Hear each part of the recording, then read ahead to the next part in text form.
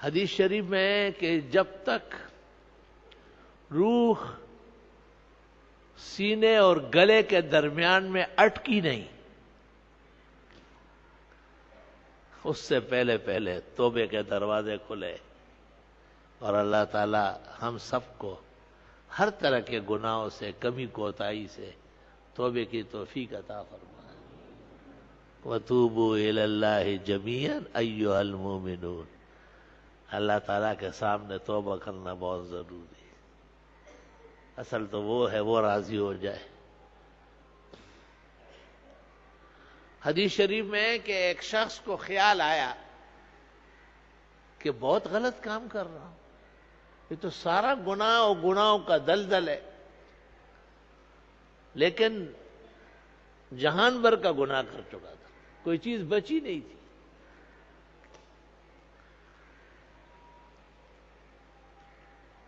کہتے کہ 99 قتل کر چکا تھا۔ توبہ، اس زمانے کا دہشت گرد تھا، ایک ایک کے پیچھے 116 اور 110 قتل لگے ہوئے، اور ان کے بچانے کے بھی لوگ در پہ ہیں۔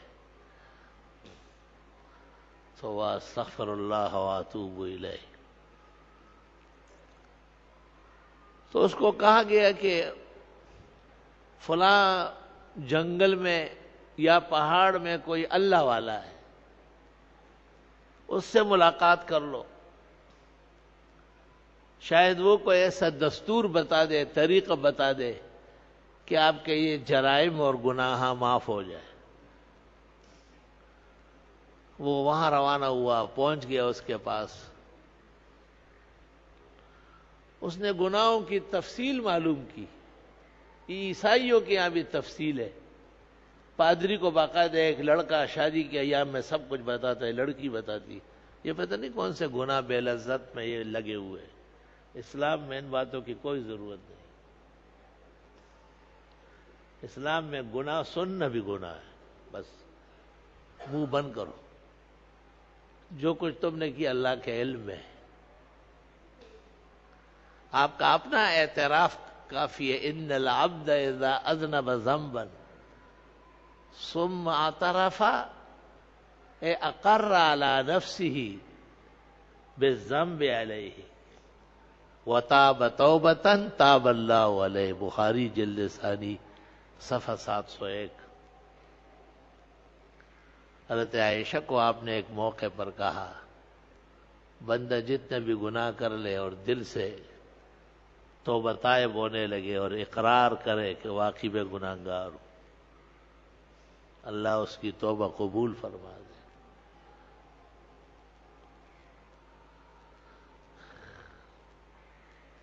علماء دین کبائر و صغائر کا کچھ فرق کرتے ہیں۔ کہتے ہیں صغائر تو نیک اعمال سے ہی معاف ہو جائیں گے،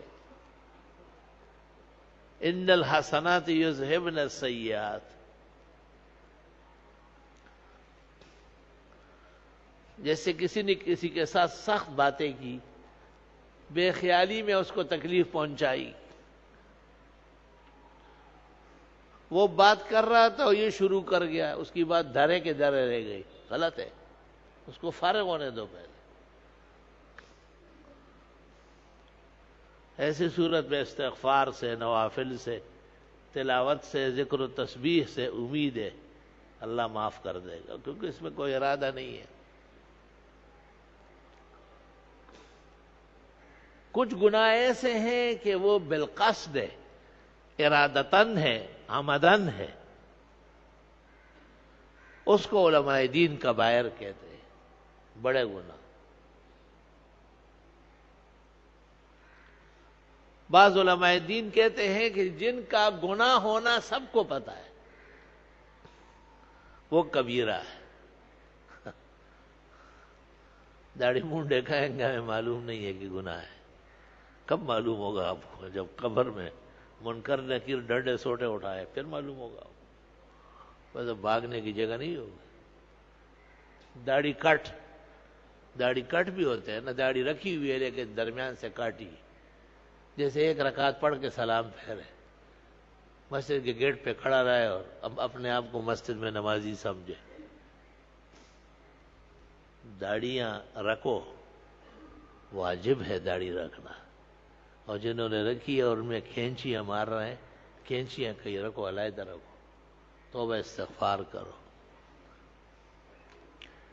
ہماری فقہ کی تمام مطولات اور امہات میں ہے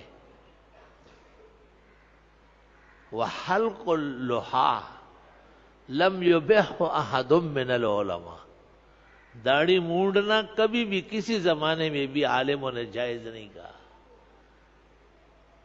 وَأَمَّا أَخْذُهَا مَا دُونَ الْقَبْضِ، اور وہ مٹھی سے کم کرنا، بہت ہی سخت لفظ لکھے یار، یہ دونوں باتیں ناپسندیدہ ہے،